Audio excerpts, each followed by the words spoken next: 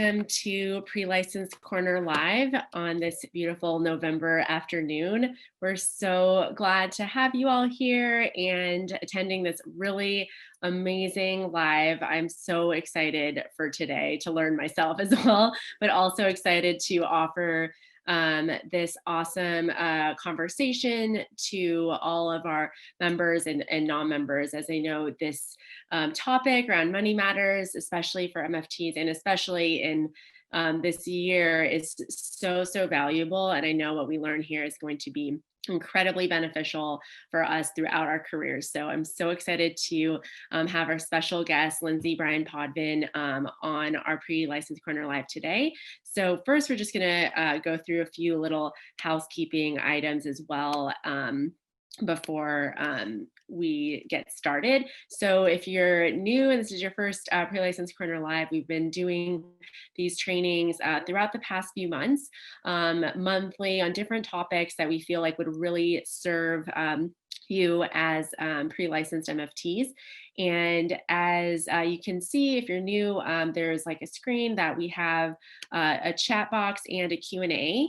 And so what we're going to do is monitor the Q&A throughout our conversation. And we really want this to be very conversational, so we could just answer any and all of your questions during this time. As we've learned in the past few, we've had almost 500 of you register for today's webinar, which is so exciting. But as we learned in the past, that we really want to be able to answer as many of your questions as possible. So we're really going to focus very heavily on the Q&A. So put whatever questions that you have about money in general today, and we definitely want to answer them and provide whatever resources that we can. And we started Pre-Licensed Corner Live with just this idea of helping pre-licensed MFTs really with topics that might not be covered in your MFT program, that we would have wanted to know when we were in training as well. So definitely use that Q&A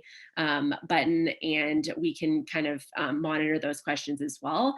And a little bit of background about me. My name is Dr. Christy Kadarian, and I'm the Educational Outreach Liaison for CAMFT. And I, as I've shared before in our talks, my very first CAMFT meeting was when I was a student as well, my second year of training at USC. And it was very different than if this is your first CAMFT event. It was in a very large room in West LA. And I remember going to the meeting and just being so inspired and curious about all the different MFTs and all the different work that they were able to do. And that kind of set this pathway for me in my journey as an MFT. I was really involved in my local CAMP chapter as a board member in San Gabriel Valley.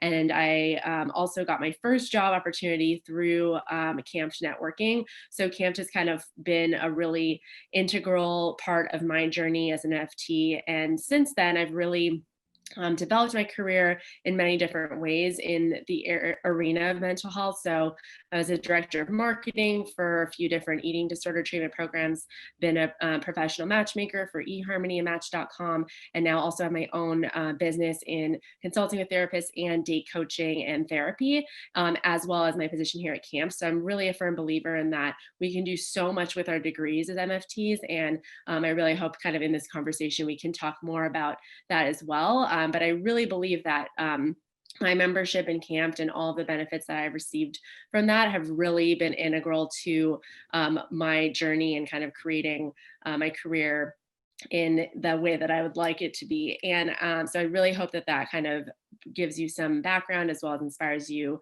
in your personal path as well as you're just beginning that journey. As a pre-licensed member of CAMP, you get so many benefits in our membership, one of which is a job board, which I know I was just on a consortium call earlier this morning in Northern California with a lot of you, if you're trainees or associates, are really looking for a placement, especially during these times, and that's a really big desire. We're working on also having a job fair early in the spring, so keep your eyes peeled for that information as well. But we really want to kind of help provide that resource. And so we have the job board. We obviously have our legal team, so you have access as a member to our legal team to ask any questions, both around law and ethics, around your own journey to licensure. And I know the process can be somewhat challenging. So we really love providing that support. We also will have these trainings. As well as opportunities to network and market. So we have our therapist magazine where we feature members as well. And we also have a lot of leadership opportunities, as we had some of you apply for our being a pre-licensed member of our board. So there's so many opportunities and ways to build your path as an MFT by being involved in camp. So I will post a link to membership. If you're not a member yet, we'd love to have you, as I think now more than ever, it's so important to be involved and plugged in community. As MFTs, and especially in the work that we're doing now. And so with that, I'm going to invite our speaker, Lindsay, to share a little bit about herself and her work and her unique journey as well. So take it away. Thanks, Christy. I love that you are talking about networking because I was just scanning some of the questions as they were coming in. And I think networking is one of the best ways to work on building up a practice, or if you want to go the traditional path to make those good connections. So anyway, I'm Lindsay. I'm a financial therapist. I'm actually in Michigan. I'm in Ann Arbor. My background is in clinical social work, and I'd specialized in depression and anxiety. And what I saw come up again and again was money issues. And the way that my training equipped me to deal with money issues was really to refer it out, to send my clients somewhere else with somebody else who could manage their money stuff or help them with a budget or help them with their loans. And I felt like as a therapist, there was something so much deeper than just what money's coming in and what money was going out. And I wanted to hold space for my clients in a way that we as therapists are uniquely qualified to do, that included talking about money in a healthy way. So I also am a person who graduated right into the Great Recession. So I had to do my own kind of money work, hit the ground running. My first job out of graduate school, I was earning less than I did as my job as a bartender and server. So I really had to quickly figure out, like, what am I going to do? This field did not prepare me for the money side of things. I think the only time in my training we actually talked about money in a meaningful way was in a death and dying class when we talked about wills and trusts and durable powers of attorney. But that was like one mention of it over the course of, however many years of training. And then again, almost nothing after that. So I just felt like there was a gap in care. And I also had an interest in personal finances from my own experience. And I wanted to blend the two, but I wanted to do it ethically and responsibly. I didn't want to just say, like, come on in, let's talk about money. So I sought out additional training in financial social work and in financial therapy. Now I run a private practice. My business is called Mind Money Balance. And like Christy, I've got my hands in a couple of things. I have my clinical arm of my work where I mostly see couples, but I do see individuals on occasion, mostly people in their 30s to 50s. Here in Ann Arbor, we are in a more affluent area. So I tend to see people who are struggling with the guilt around earning money, what to do with their money. Can I be a good person if I have money? Some of those types of questions. And of course, helping them with the behavioral side of how to manage their money, both day to day and long term. Then the other arm of my business is that once I got Mind Money Balance up and running successfully, my inbox started to fill up with other therapists saying, "Hey, Lindsay, how did you do that? Can you teach me your ways?" And I wanted to be really thoughtful about how to enter into the space of coaching other therapists, because I do think, for better or for worse, anybody can call themselves a coach. And I was worried about associating myself with that world, about how that would look. I was worried about external pressures, external feedback. I wanted to do it, again, really ethically. I wanted to do it in alignment with my values. So what I did was offer a group coaching program for private practice therapists where we spent half of the time in our 9 weeks together focusing on money mindset, on our relationship with money, on financial anxiety, and on setting fees based on our own unique needs to cultivate sustainable businesses instead of what a lot of therapists do, which is Google whoever else is around them and see what they charge and slap that number on your website. So those are the two arms of my business. One is clinical and one is more business minded.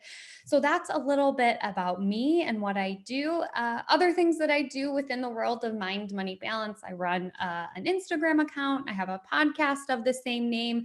I published a book this year that was distributed by Simon and Schuster called The Financial Anxiety Solution, using methods like CBT, DBT, ACT, motivational interviewing, and talking about how we can use those techniques when it comes to money. So I'll take a breath. I love that. Oh my goodness. I saw some questions in there about how to get further training in financial therapy. Yeah. So I totally love your niche and feel like it's so valuable and important. And I think that, we obviously tend to have a lot of these questions and fears when we're just starting into a career path, like many of our pre-licensed MFTs. But I'm sure as you work with, a lot of that stuff and our relationship with money starts a lot earlier than we might think it does when we're kind of needing it or thinking we need it, Right. as well. So I love what you're doing. And I think it's so valuable in building that foundation. So let us know about when is your book on sale yet? It's on sale. Okay, It's out. awesome. It's out in the world. Yes. That's amazing. So we'll go straight to our questions, and so a few just kind of that were more specific to your niche in general, if somebody wants to pursue it. So we have one like, do you need an extra certification to give financial therapy, and how do you get further training in that? So I know you shared your group course, but any recommendations on that?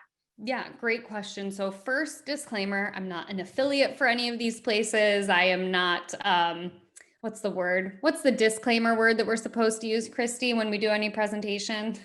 Oh yeah, I'm not that. Pretend like the disclaimer's there. Yeah. So there are a few different ways to seek out additional training in financial therapy. One is through the Financial Therapy Association. And you can get your training there. It's a series of video courses, a series of self-study. You have to do X number of supervisory hours. Then you can apply and sit for the exam. Several schools of social work have started including financial therapy tracks. I'm not certain about MFT tracks. The University of Kansas is one of the pioneers of the field of financial therapy, and they also offer a master's certificate. So those are a couple of options. Again, my background is in social work, so I was able to get the financial social work certificate. So there are a few different options for sure, but not a ton because it's a new field. I should rewind and say financial therapy as a field is about 10 years old, and it quite literally was a financial advisor and a psychologist walk into a bar kind of a moment, and they realized that they were each kind of having these gaps in their care, right? So financial planners and advisors felt like their clients were bringing up emotional needs that they weren't equipped to help. And therapists were finding money stuff come up that they weren't equipped to help out. And so they kind of came together and collaborated and created kind of a code of ethics and also a working definition of what financial therapy is. And they got it incorporated and up and running. So it's, again, only been around officially for about 10 years. Mm-hmm. Awesome. That's great. And how long is the certification program? That's a good question. It is, I want to say it's like 10 or 15 video modules. Mm-hmm. You have to get 500 hours in of clinical supervised work. You have to sit for an exam and then obviously write like a personal statement and get some letters of recommendation. Got it. Okay, awesome. So that's really great to hear. Yeah. So we have a question. How do people typically support themselves financially during practicum and during the pre-license period after graduation when you're getting clinical hours? What type of relevant part-time or alternative job options do you recommend before we're licensed? So it has more to do with like the kind of earning money while you're in school or while you're in that pre-license position. Any thoughts on that? I'll defer to you and then I'll give my thoughts because I Okay. think because social work and MFT, their licensures are a little bit different. So I want to hear from you first and then I'll tag on. Yeah, yeah. So one of the things, and I'll just speak from my own experience, I think that we kind of find ourselves in a few different categories. And obviously, this year, particularly, as we know, has brought up so much anxiety, financial and otherwise, around finding a training site, getting your hours, making a sustainable living. And so I think there's a few different schools of thought. In my own personal experience, I felt like it was counterintuitive for me to pedal to the metal, just get hours, and then get licensed, and then kind of worry about everything. I just wanted to approach it more holistically and more kind of at a pace that I knew I wanted the perspective of treating this as a learning experience, not just like a race to the finish line. So because of that, I worked full time while getting my hours in a different field. So what I did was in marketing and mental health. And the job was so amazing in hindsight because it gave me a lot of the building blocks of building the foundation to post licensure. So basically, my role at a treatment center was to meet with individual therapists, kind of build relationships, go to these conferences that I could never afford, and learn from some of the leading experts. I was more specifically in eating disorders, and have kind of some flexibility. So I did my hours in like a school based site, unpaid. So my recommendation would be, if you feel like you're okay with that, like not letting, I think it took me about 3 years to do the testing or get all my hours and test and get licensed. And I think if you're okay with that, finding things like marketing or speaking, or there's other sorts of avenues that are related to mental health, so it feels like you're still investing. There's different types of investment, obviously. There's Mhm. the hours you're getting, but there's also that investment in your business that is very valuable. That if you're feeling like you're in the field, maybe you want to niche in a certain field or community, and finding work that's like relevant to that as well, that can also be investing in what your long-term goals are. So I think having more of a long-term vision is so helpful, because by doing all that, building those relationships, by the time I was in private practice, everybody in the eating disorder world already knew me. I didn't have to start from square one on the networking and kind of getting my name out there. I was already kind of doing that. And getting paid for it. So that, I think, is one potential route to go, of thinking more creatively, like, what could I do that's related, that I could use my skills while I'm getting my hours, so that I don't put this additional pressure on myself financially and obviously time wise to kind of complete everything I need to. So that gave me the ability to really invest in learning about my work, and then also getting my income and experience similarly. Mhm, mhm. So from what I gather, it sounds like your practicum is unpaid. Mine was in my for getting my kid hours at a school. Mine was unpaid. Mhm, A lot of people, I think most people would get that paid, mhm. but not practicum, but your associate hours. And then Okay. I also did some hours at the treatment center, as well, and those were paid because I was a salaried employee. So I think it Mhm. kind of depends, but I think a lot of trainees, because they're still in school, either get something, but it's not that much. Got it. Okay. So I'll try and answer this from the place of where you all are coming from, which is that you have to figure out what works for you. And I know that's such a therapist answer, but you all are probably used to hearing therapist answers by now. Some people, they may have to take a job that doesn't seem fully aligned with MFT work. And at the same time, transferable skills are transferable skills. If a clinic sees that you had been in an organization where you had to show up every day, where you had to work with other people, where you had your own responsibilities, those types of things do help move the needle forward. So just be cognizant of what you need to survive, and know that it might not be 100% lined up with the type of work you want to do, but it's still valuable work and it still provides those skills. And back to what Christy was saying about networking, we know, I think the stat is something like 70 to 80% of people get their jobs through people that they know. So again, keeping an open mind when you are in that practicum phase and before you start bringing in additional dollars, about building out that network and kind of assigning yourself. I love to assign like coffee dates to the clients that I work with in private practice so that they can get to know other people genuinely, not just to say like, hey, do you think you'll have a job for me in 3 months? But to really say, hey, these are the things I'm interested in. Tell me a little bit more about the work that you do. I would love to keep in touch. Those are the types of things that people remember and stay in their mind's eye when it comes time for you to be kind of on the job hunt. So I would just say to like give yourself a little bit of slack. It doesn't have to be perfectly aligned because we do need money to survive. So that would be Mhm. my addition to Christy's response.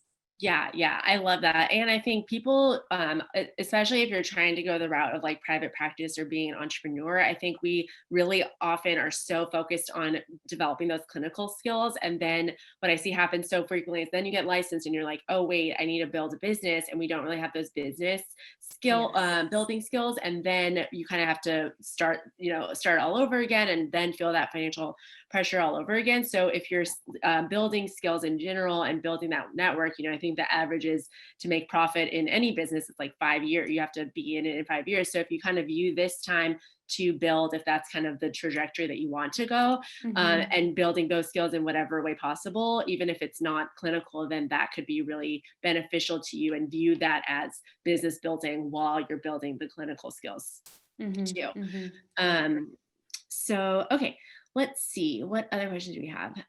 How to ask for the type of pay you need to survive financially during the period of transitioning from an associate to LMFT. Got it. Yeah. So you're potentially, okay, I'm going to assume that this is like you've finished your hours and maybe you're going to be testing. If I'm not right with that, let me know. But like kind of the transition period of an associate to MFT, maybe another clarifying question would be like, do you work at an agency, or are you getting supervised in California? It's like you're either getting supervised in private practice as an associate or you're at an agency. So any tips Mhm. about that?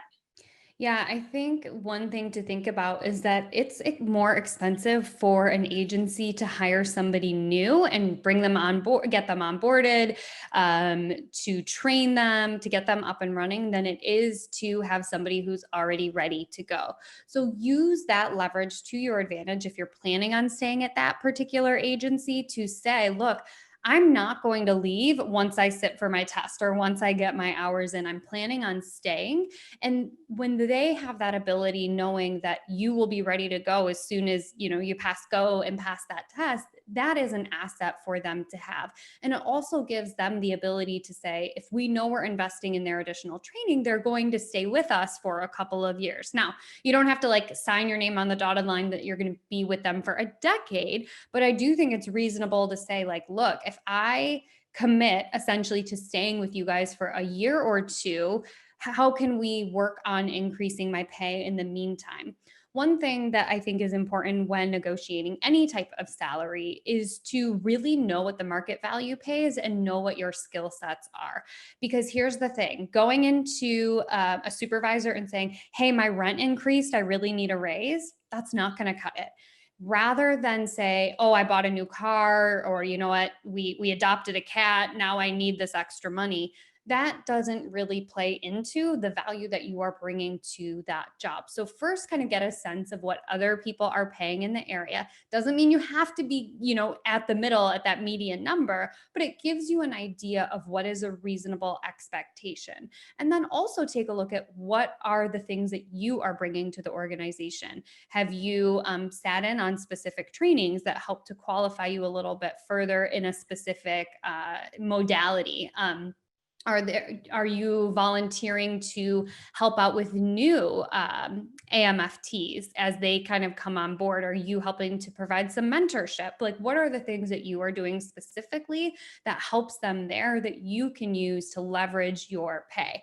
And the other thing is, if they say no the first time around, that's perfectly an acceptable answer. And you also have the opportunity to say, thanks, I really do want to revisit this again. Can we talk about it in 60 days, in 90 days?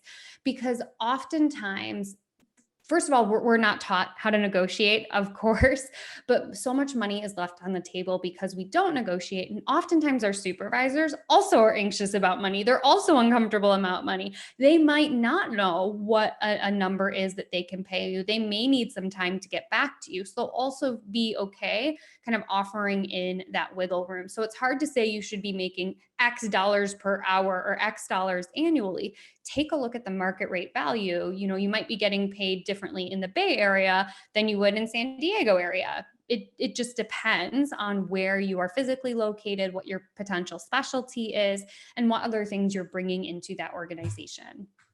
Yeah, I love that. And I'll also add, I think that if you have a skill set and that you notice a gap in the organization, a really common one, a lot, in transition to online business, a lot of organizations don't have social media, don't do online marketing, like nothing. And maybe if you have that skill set too, you can approach and think of creative ways that your value and your skill set can add value to the organization. And then when you kind of offer something else, there's potential also for that getting that raise as well, because you're offering a different service. Maybe it's like marketing, maybe you'll do talks to place it to like schools or organizations to kind of supplement that, so that you're not just coming in with like, okay, this is the same work that I'm doing, just I need more money, but you're saying, okay, like how about some of the hours I'm here, I work on this, and then have that balance, and they might be a lot more willing to kind of figure that out. So figuring out how you can use those different skill sets. I think it's also a mindset thing. I think with a lot of therapists, even if we do have a prior career, and then we come into this, we kind of feel like we just have to shut that off and just be a therapist. But so much of what we know and learn and just maybe even know not from a prior career can be so helpful and such an asset to some of these organizations or agencies that aren't as tech savvy or aware about social media as some younger generations too. So that's I think something to keep in mind as well.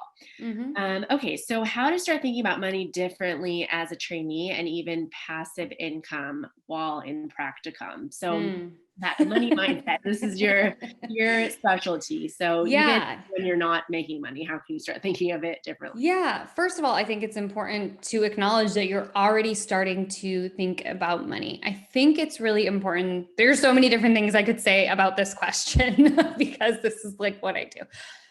First of all, money is just one component of your overall wellness. So if you start thinking about finances and incorporating financial wellness into your overall wellness, that will help you to start prioritizing it in the way that you prioritize other things like sleep, exercise, drinking water, going to your own therapy. And self-care, financial self-care, is community care, and that helps you to be a better therapist. We can all probably imagine what it feels like to be sitting in a therapeutic session and going, oh my gosh, am I going to be able to pay my rent this month? Do you think my cell phone bill is going to go through? Is my power going to be turned off? You're not being a fully present therapist in that moment. So we have to start including money in the dialogue. Get comfortable pushing it back against people in the field who are kind of hanging on to like the old ways of business. Like, well, everybody just charges $150 an hour, so that's what you have to charge. In grad school, somebody told me, one of my professors didn't tell me, but told the class, people really aren't social workers if they go into private practice. I don't think MFTs get that same type of pushback, but it is important to start pushing back against some of those things, like you can't be a good therapist and make money, or you're a bad therapist if you don't take insurance, or you're a terrible therapist if you don't offer sliding scale. Financial accessibility, if you are thinking about going into private practice, is just one touch point of what makes you accessible and what makes you available to others in the community. So thinking about what are the other accessibility points that I can touch on that aren't just sliding my scale down to $15 an hour. Think about how can you show up for marginalized communities? How can you show up for differently abled people? How can you show up in a culturally competent manner? All of that stuff is accessibility. So that's kind of one frame of thought. The other part of that question was passive income. And I get a little cranky about this one because a lot of podcasts are like, just write an ebook and sell it and you'll make, an extra $1,000 a month. It's like, yeah, that's really easy to say, but who are you selling it to? Nobody's just going to stumble upon, lindsay'stherapist.com and buy my ebook. You have to put yourself out there in a way that people want your services. So I think it's really misleading to say like, oh, just sell an ebook, just sell a course.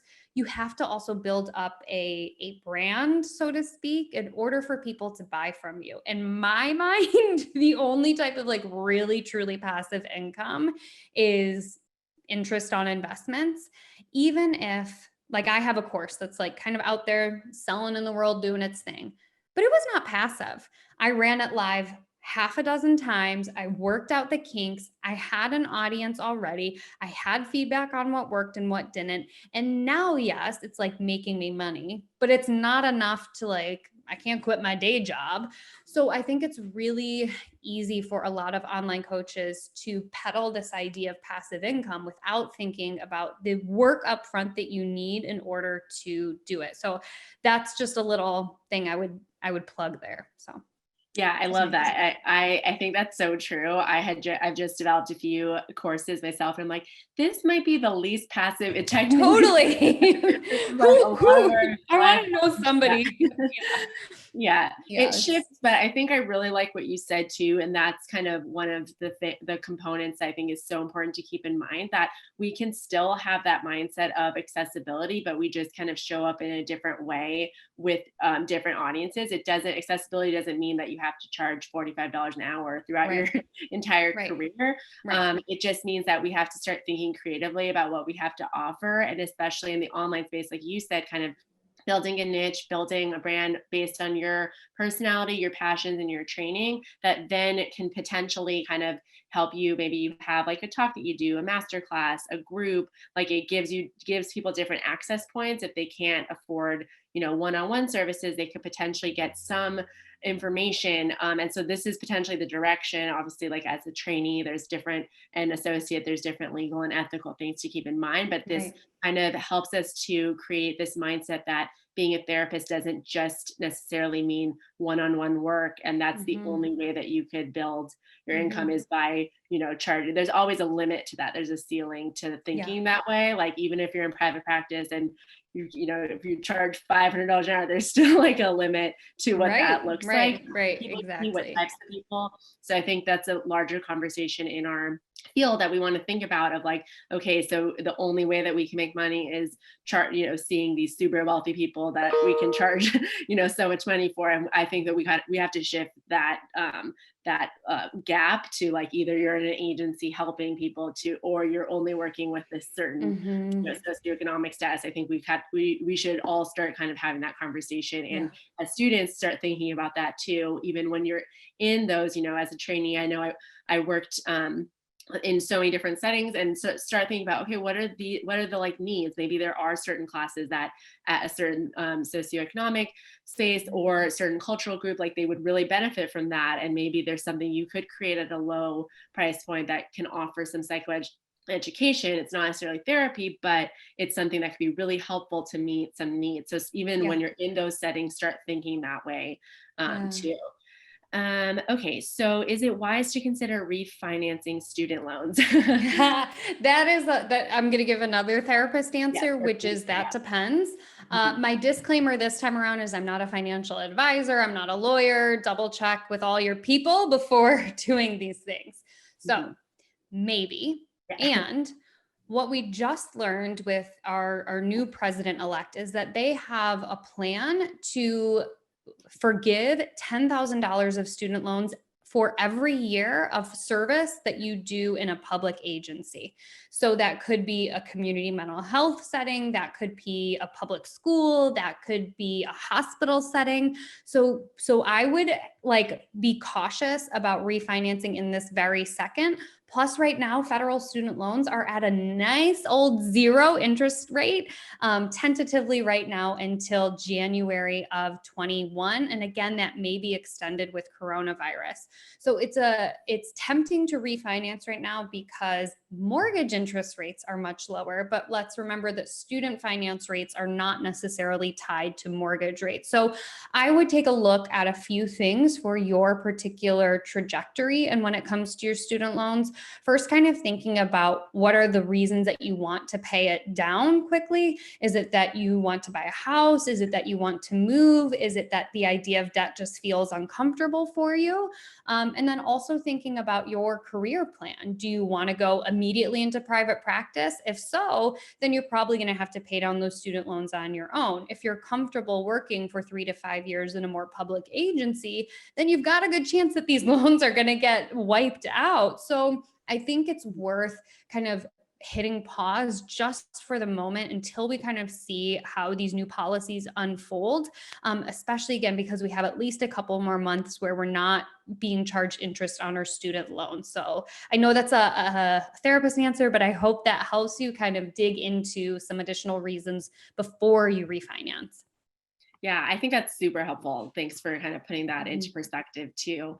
And somebody else had a question around like loan forgiveness options, and I Yeah. posted a link Oh, as good. well for California Good. specifically. So there is a stipend program. If you're in your second year, hopefully your program has kind of given you information about that you can apply for the stipend program, work at one of the approved agencies for a period of time, few years, and then get that loan forgiveness option. So I would definitely Mhm. look into that if that, like Lindsay said, is potential that you would want to work at one of those agencies or you're comfortable with that.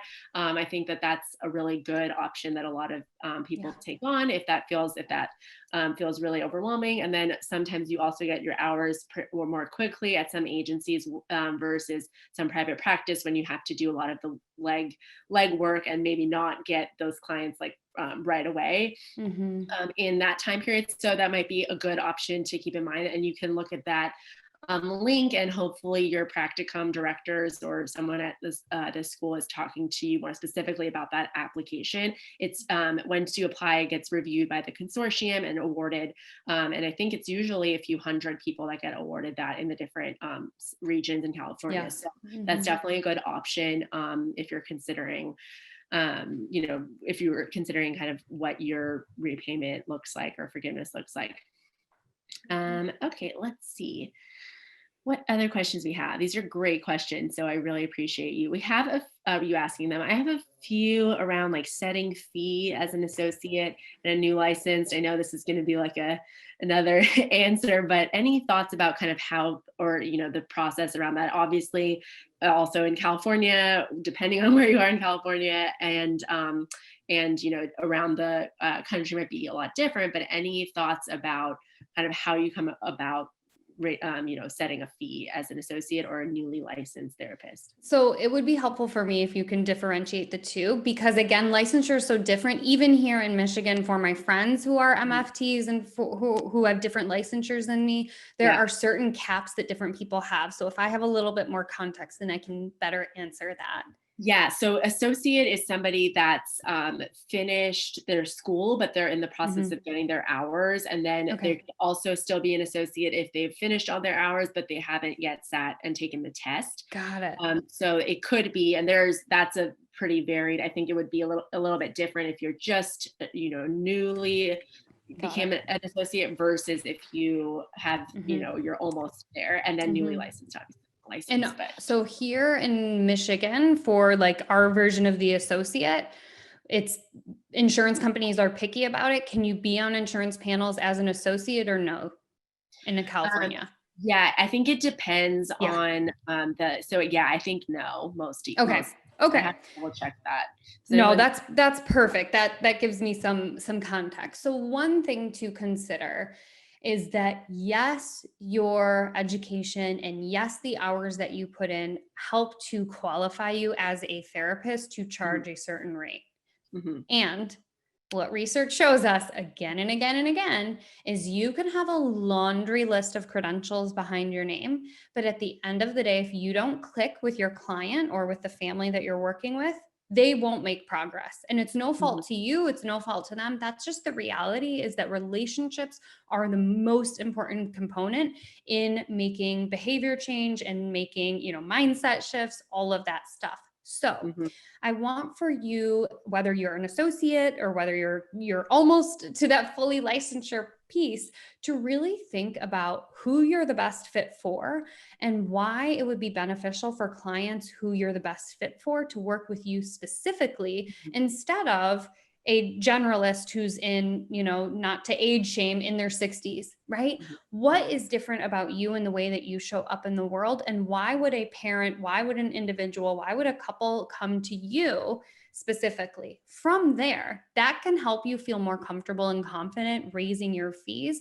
because somebody might only have to see you for 4 months, 6 months, instead of seeing a generalist for years and years on end. Sure, your fee might be higher, but you're also helping them progress faster because you're just a better fit, quite simply. And then when it comes to fee setting in general, I obviously am not a fan of like Google what other people are charging and set your price accordingly. I am really a fan of figuring out how much money you actually need to survive and feel good, and then kind of reverse engineer your way to a price from there. I get more technical kind of in the work that I do when I'm coaching, but that's kind of a general rule of thumb, is how much money do I need to feel really comfortable and confident in my life, including things like not just groceries and cars and rent, but also paid time off, also buying yourself a spa day, also making sure you're going to therapy as well, right? Accounting for all of those other things that we also need, coming up with what that number is. And then it's a simple math problem. I Mhm. failed college algebra the first time I took it. Even though I'm a financial therapist, math is not my strong suit. This is very, very simple math, right? So you take your number and you just keep dividing it down until you get to your hourly rate. So you go, okay, how many clients do I want to see a week? I want to see 20 clients a week. Okay, how many weeks are in the year? There's 52. Okay, do I really want to work 52 weeks a year? No, I'd like to take a couple weeks off. So you just play with it until you find a number that works for you. The other thing that I know they didn't ask, but I'm going to throw in there anyways, because I think it's important, is do not set and forget your fee. Do not pick a fee based on this reverse engineering and then hold on to it tightly for 5, 10, 15 years. Why? Mhm. Because of the magic of inflation. If you keep your prices the same year over year, you are going to be giving yourself a pay cut. Inflation tends to rise around 2.5 or 3% a year. So you need to be at least increasing your prices 2.5 to 3% a year just to keep making like the same amount of money. So that's a little bit more about pricing. Yeah, yeah. I appreciate you saying that too, because I think there's some fear around like losing clients or something like that. Like if you start raising your fee, you're not going to have as many clients. But doing that every year, kind of by small, small amounts, $5, whatever, like then Yes. kind of sets that tone. So then you're not like, oh my goodness, I haven't raised my fee for 10 years. Now we need to raise everyone $30 an hour or something, and then they're all kind of, that's not ethical either, because we want to be in service of our clients. But keeping that in mind, I think, is such a valuable tip. So, Yeah. okay, let's see. Um, oh, somebody asked, in terms of the loan forgiveness options, did you know if you would have to pay taxes on the amount that's forgiven? So, from what I know, and I'll have to double check, is that if it's like a public service loan forgiveness, that it's not taxable. But I'll double check that, so you're not shocked. But I'm pretty sure if you're applying, they'll give you, if you apply for one of the California stipend positions, they'll give you more info on that. But I'm almost 99% sure that it's not taxable. Mhm. How do you explain to your family about your pay when they expect high pay and you're not getting as expected as an associate? Okay, so if your family kind of, what you're becoming a therapist, or you're in a new career and they're hoping that you're making a certain amount of money and you're not. What Mhm. what's what do you recommend for that conversation? So that's a loaded question, Yeah. because it's the first question I have is, where do those expectations from your family come from? Did you tell them, oh, as soon as I graduate, I'm going to be making six figures? If so, then you have to also own up that there actually is a longer process involved. It's going to take more than just grad school to be bringing in that money, and explain to them the trajectory that you are on, because it is more than possible to live a very comfortable lifestyle doing the work that we are doing. And it might not happen overnight. And I encourage you to unfollow and unsubscribe from anyone who tells you like, oh, you can do it in 14 days. You can build a thriving business. Like, it takes time, and you want to do this ethically. You want to do it sustainably. That's a part of being a therapist that I think is so, so paramount. So if a family member is pushing back on you on why aren't you earning more, first of all, you can also not answer that question, right? It's different if this is a spouse or a partner where you do need to have these financially intimate conversations. But if this is like a parent or a sibling, quite frankly, you can say, I do not need to answer that, right? You can put up a boundary there. But if you were under the impression that, oh, I'd be making 6+ figures right out of the gate, you can also explain to them, hey, there's going to be a little bit of a stepping stone period before I get there. So that's kind of how I would handle that.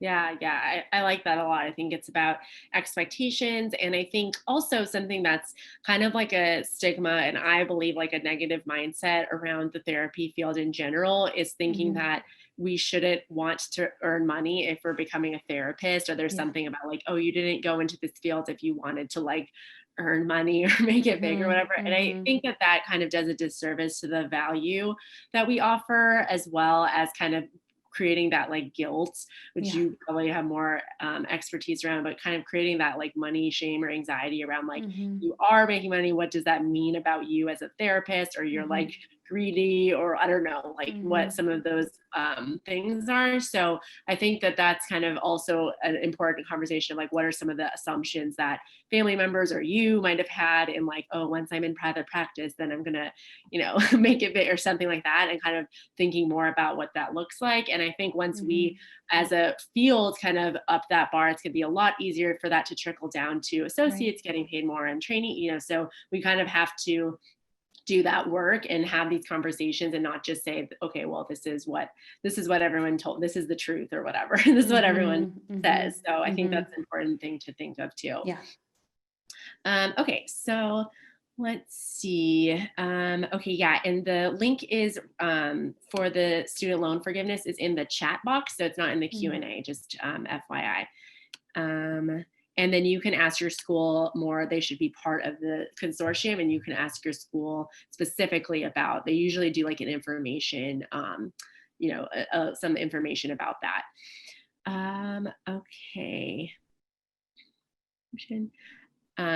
Somebody writes, serious question, how are your glasses not reflecting the screen? And also someone is commenting on your beautiful skin and teeth.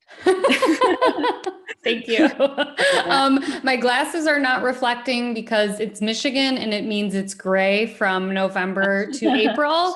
But if we were having this talk even a month ago, they would definitely be reflecting. Love it. And yeah, is it snowing over there? Or? Not yet, but it will be any minute now. Okay, so what advice would you give to pre-licensees about how to become more business savvy? So marketing, learning to run a business, and improve mindset about money, fear-based versus abundance-based. Oh gosh, this could be an entire conversation in and of That's for our itself. sequel to this. Yeah. So I would say first and foremost, start to surround yourself with other business-minded, entrepreneurial therapists. There are a lot of us out there. It can seem like we don't exist when you kind of look around your neighborhood private practices and group practices, and people aren't interested in talking about marketing or pricing. But there are a lot of us out there, and I think that's when the internet can be such a gift. So I think that's first and foremost, is just start to kind of surround yourself with other people who are also interested. And the next thing to that is there are so many people who have so many opinions about how to run a business and how to make it successful, that you also have to use your own intuition on what feels right for you.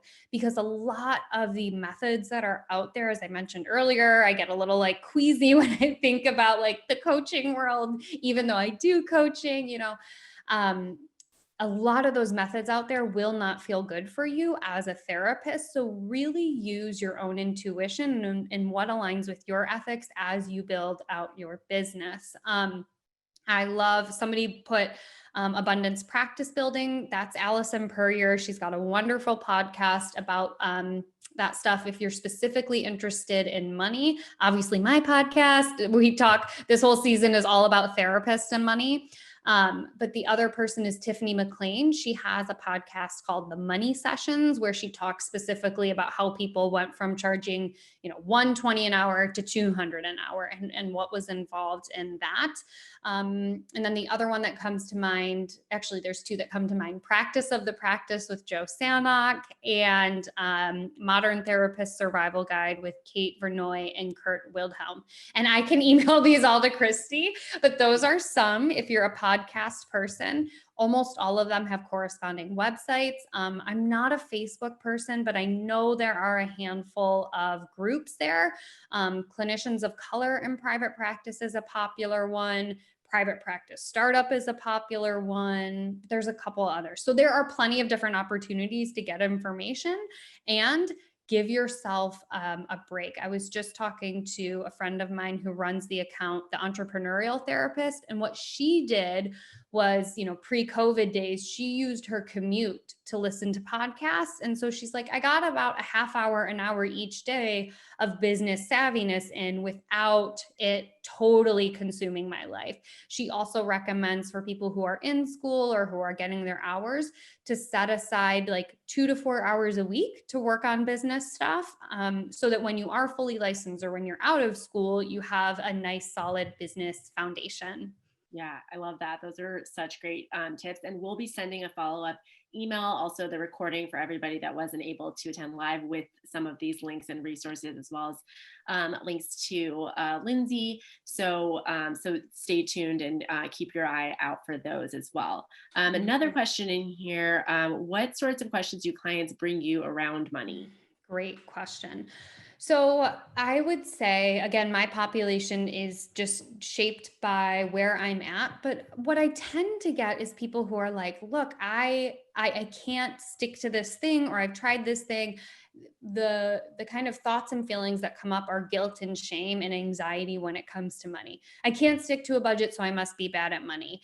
I can't will myself to create a will and trust. I must be an idiot, right? A lot of these negative thoughts and negative thinking patterns that come on and impact their ability to cultivate a healthy relationship with money. Of course, like everything else in our life, our relationship with money is informed by our parents or caregivers. It's informed by the culture in which we were raised. It's informed by our religion. It's informed by the neighborhoods in which we grew up. There are so many different things that shape the way that we look at money. So there's no specific type of question, but it runs the gamut from I'm terrified to spend my money. I'm worried if I start spending, I'll lose it or I'll run out of it, all the way to I can't stop spending money. I've maxed out all of my credit cards and then some, and I still can't figure it out. When I work with couples, so if you look at like reasons for divorce rates, they change every year, but number one and number two are almost always infidelity and arguments about money. So I do a lot of work around financial infidelity as well. So that's when one person in a relationship either hides spending, hides saving, hides assets, or hides liabilities from their partner. So a lot of it is, again, utilizing the skills we already have as therapists, but it's specifically and uniquely tailored to the tangible thing that is money. Yeah, wow, I love that. Financial infidelity. Who would have? Yeah. I'm like, wow, that's so fascinating. So I love that. And I think another point around that that's so important to keep in mind is that as therapists, this is why we go to therapy or we go to coaching, like with someone like Lindsay or Lindsay herself, which that was a question on how to work with you.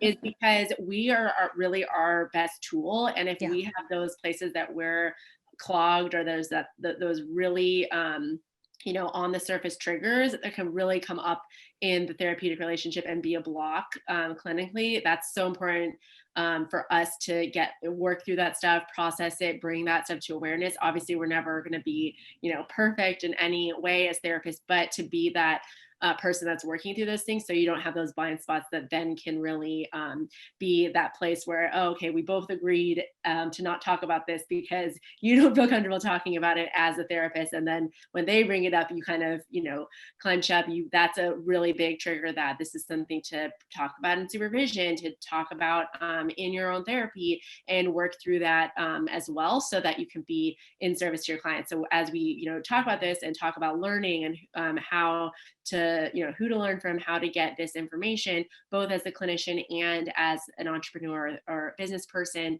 that it's so important to bring these things into awareness and work through them, so that we could be providing that clinical excellence to our clients as well. So wow, this was so amazing. We still have some questions, but we're unfortunately running out of time. But we're happy to. You can definitely message us, message our the pre-licensed MFT Instagram, as well as I'm sure Lindsay would be happy to connect with you all as well. So we had our last question, but I'll let you kind of share a little bit about any resources or things that I know you said you have your course, ways to work with you. Somebody asked if you're interested in having you as a coach, how do you proceed with that? So yeah. Yeah, of course. So the best way to work with me is go to my website, which is mindmoneybalance.com. And there's information there about the kind of variety of services that I offer, from coaching, which is what I imagine this person is looking for, to therapy. So of course, in the way that the world is set up, I can only provide therapy to clients who live in Michigan. So if you're thinking like from a referral standpoint, or if you're like, ooh, my cousin Joe lives in Detroit and could use Lindsay, that's cool. But if they live in Ohio, unfortunately, I can't help them. But I do provide coaching services. Thankfully, I'm able to do that worldwide. So yeah, mindmoneybalance.com is the best way. And I'm probably too active on Instagram, and my handle's also mindmoneybalance there, and you can always find me there. Awesome. Great. And I also put a link in there about a quiz that Lindsay has on financial archetypes. So that could be a fun thing for you to learn a little bit more about yourself and build that self-awareness as well. And yeah, lastly, would just love to thank you, Lindsay, so much for this really enlightening conversation that I think is so crucial for us to have in our field. And also just wanted to reinstate, for those of you who came a little bit later, please feel free to follow us, and we would love to have you as a CAMPS member, where we're going to be continuing to do these trainings. We're offering a job fair in the next few months, early 2021, and we're so happy to be a resource in so many ways, and again, kind of help meet you here on your journey to licensure. And if you have any other questions or love these trainings and have topic suggestions for us, we're always happy to have them as well. So the links are there in the chat, and like I mentioned, we'll be having a follow-up email going out to you for everyone that registered with the recording and some of these links as well. But with that, I'm going to let you say goodbye to everybody as well, Lindsay, and then you guys stay posted on our social media, as well as emails about upcoming events into the new year as well. Yeah, this was so wonderful. You guys had amazing questions. I know we couldn't get to all of them. So yeah, I hope that the resources that Christy sends out will provide some of that bridge. Yes, exactly. All right, everybody, have a wonderful Friday the 13th. Yes. And we'll look forward to connecting with you all soon. Bye, everyone. Bye.